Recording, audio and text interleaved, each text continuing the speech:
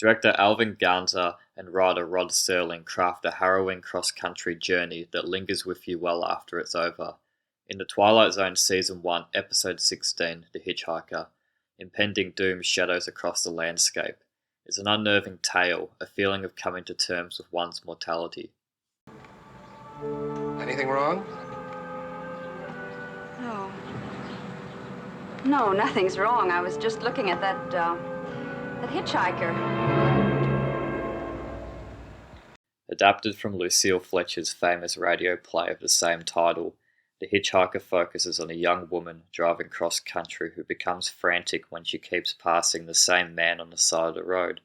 No matter how fast she drives, the man is always up ahead, hitching her for a ride.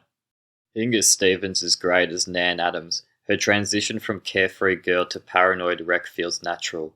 Her inner monologues help convey such vulnerability and the loneliness on the road ahead. You begin to worry for her safety and what fate has in store. She is the only one who can see the hitchhiker. No one can console nor help her. She is alone. Even when she picks up the sailor, I was never sure whether he would protect or assault her. There was a constant feeling of danger, the implication of violence. I shouldn't even think about him at all, but it's the coincidence of the thing. The fact that wherever I go, there he is. Wherever I stop, I see him. No matter how far I travel or how fast I go, he's ahead of me. The desolate landscape heightens the fear. It's foreboding. Much of the countryside remains relatively the same. As Nan Adams travels onward, she doesn't appear to be going anywhere. It almost seems that she's trapped in purgatory.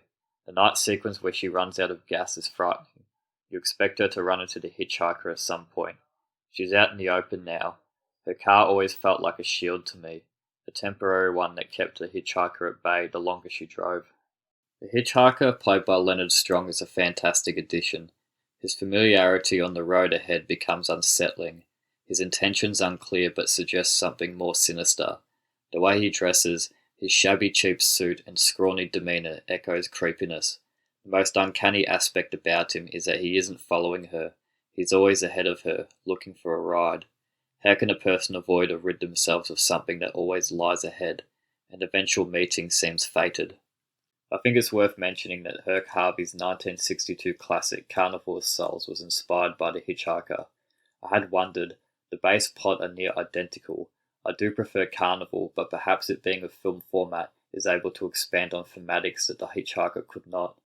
I think Hitchhiker is a solid episode that should not be overlooked. Good performances all round. The story is downright eerie.